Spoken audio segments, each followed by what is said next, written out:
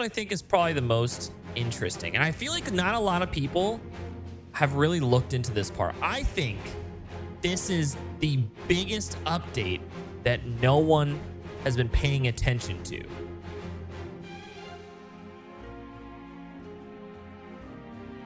Hey guys, Resbora here, and developer briefing, new one, 182, update 13.5. The new update is finally around the corner in a few days. Sorry I got this video out late, but I want to make sure we go ahead and go through it together. So let's go ahead and do that. So continuous improvements.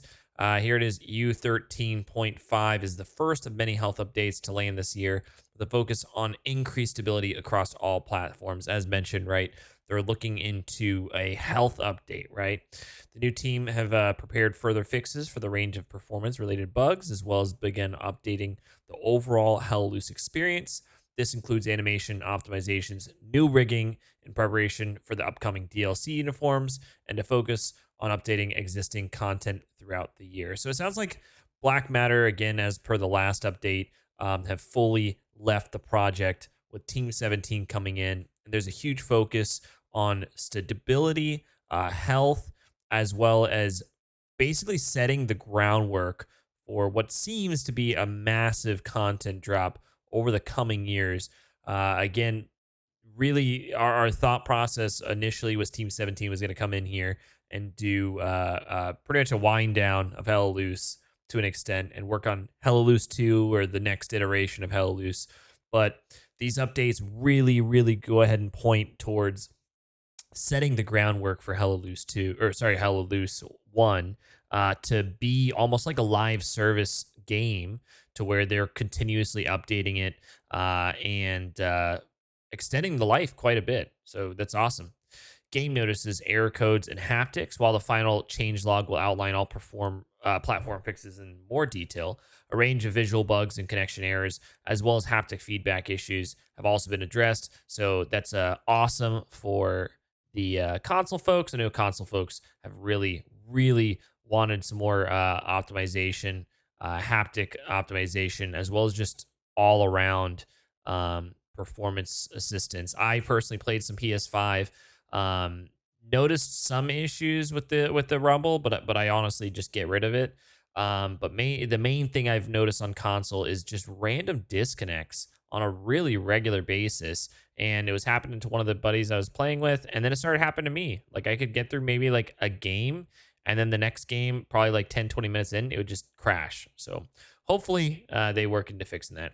Investigating other known issues. This is huge. This is what we've all been asking for. Loadout bug, grenade bug, hit reg, wavy lines, weapon firing, and missing audio. So these are some of, if not the most prominent issues with Hella Loose that we've been begging to get rid of for so long. So they're finally hitting those. Again, will it work? I don't know. I don't think it's worked in the past. We've already had like 2 or 3 updates to go ahead and get rid of it. But this is really just more so for analytics to be implemented in the game to really target these bugs. So the fixes haven't worked, and we're looking into analytics, which is pretty cool. Actually, the analytics themselves, and I know they're going to go into the game as a whole, into the servers, that'll really help a lot of the game. One of the coolest things I saw Battlefield do back in the day was with their analytics, and they could go ahead and use that as essentially a heat map onto like an existing map, right? And they can see where a lot of the battles would be, depending on where the flags are at, or where people go most often. And this could potentially, some of the analytics that they're adding could potentially help increase and help strengthen the existing maps, noticing maybe there's really fine lines that people go to, and just pockets that maybe there's just not much activity in the existing maps. But really, hopefully, we fix this loadout bug. I can't tell you how many times I've been a tanker and my entire squad doesn't have the repair torch, and we're just executing each other over and over and over to try to get the dang repair torch. So we'll see. But that is awesome that we're working on that. Next thing, the reworks for the animations. Do we really want it? I mean, sure. Like I'll take rework animations. That's cool. I didn't. I'll be honest. I didn't really care, to be honest. But I mean, if they're here, that's great. Um, whatever it helps the immersion, I'm all for. It's fantastic, and I know they've been constantly. I think they've increased or worked on the audio recently, which is fantastic. I'm just an audio lover for anything crazy sounding. I mean, Postscriptum just blows hell loose out of the water with their audio files, so I'm really hoping we increase those. But visuals, again, the visuals look pretty cool. It's pretty straightforward. The new M1 Grand, basically Grand Thumb preventing reload animation looks great. MP40, slightly variation. I don't think I'm really going to notice it too much, but it looks cool. Next thing, the Tokarev. I don't know really when I've ever used this pistol. I don't think I've really ever used this pistol, but nice. I feel like James Bond or something. I don't know. Next thing, locomotive improvements. The team have also begun improving base locomotion, which players can expect to see in future updates.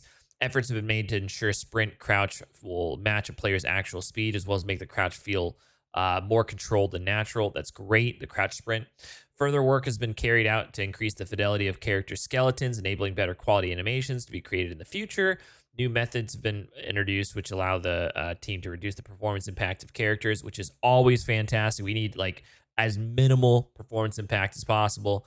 Then aim offsets. New aim offsets have been created so that the player is sprinting and looks up and down. Doesn't affect the whole body and distort them into unnatural posts in third person perspective.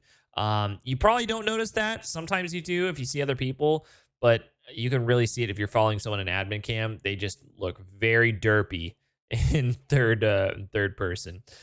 Battle Scarred DLC. Cool.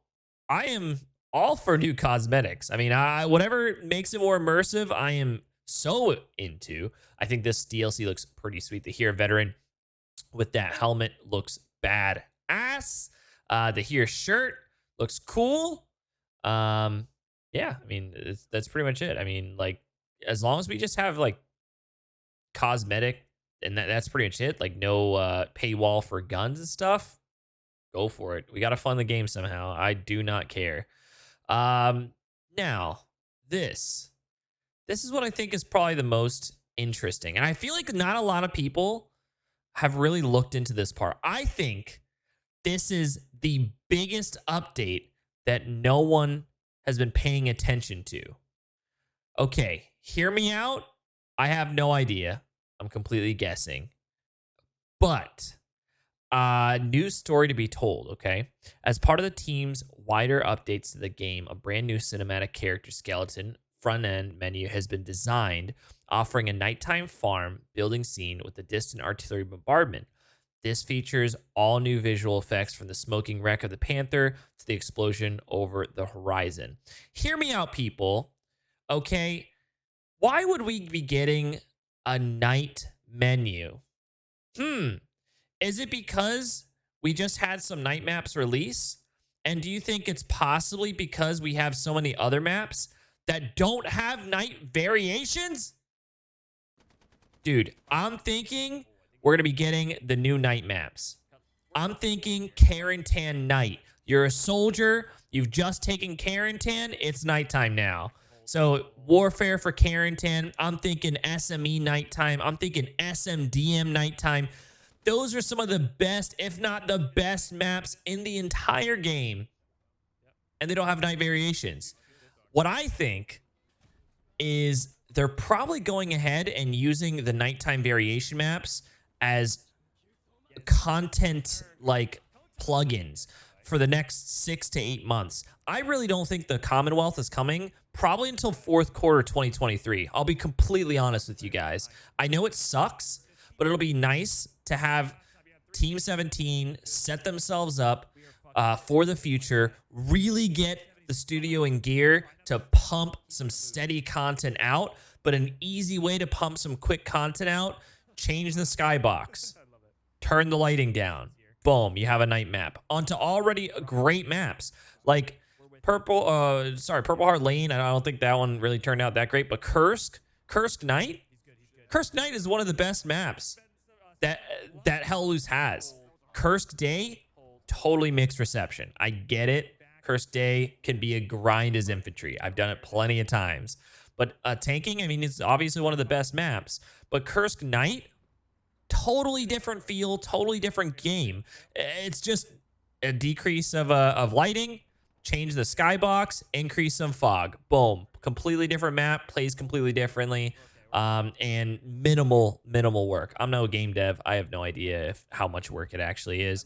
But from my understanding, it's pretty straightforward. So I think this is going to be the biggest update that we're going to see. And I think we're going to start seeing some sneaky deaky updates with new maps coming over the coming 3 to 6 months that you probably didn't expect to see this soon, aside from the Commonwealth. Again, I really think the Commonwealth is going to take a little while to go ahead and come into fruition. I think they're pretty lined up probably on it, but there's probably still more work to do, but who knows? I don't know.